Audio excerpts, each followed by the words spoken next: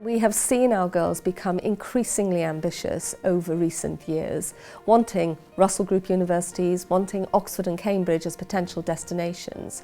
And what we have to do is to ensure that any child who is capable of getting to those particular universities gets there. One of the great strengths of Tudor is the small class sizes, so the girls get fantastic individual attention.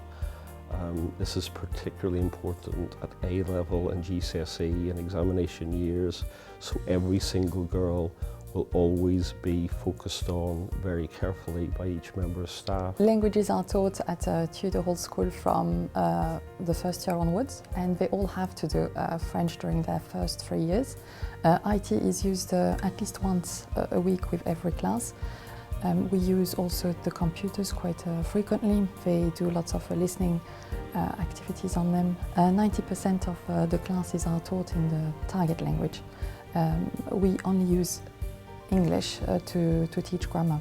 Independent learning is very important here at Tudor Hall, and all teachers encourage the girls to work outside of the classroom, outside of what the specification requires of them, so that they are extending and broadening their knowledge and gaining the skills that they will need as they move on to university. One of the things that we're very strong on in terms of the academic progress of girls, by giving the girls the confidence to take responsibility for their own learning, this helps them to identify their own strengths and weaknesses and to improve in areas so that they achieve the best academic success possible. We use a lot of discussion and debate in geography. It allows them to think through the different causes, consequences of any things that are going on in the news currently, and also think about the consequences of the future as well. Okay girls, today we're going to be looking at food and drinks tests. Science is very much a key focus of Tudor Hall School. There are many girls that are very interested in it. We aim to give our science girls a lot of interactive activities in order to improve their knowledge across science. Many of our girls actually choose sciences at university, and we have quite a large intake into our science department. We have many ways in which we try and bring all our students on, irrespective of their abilities.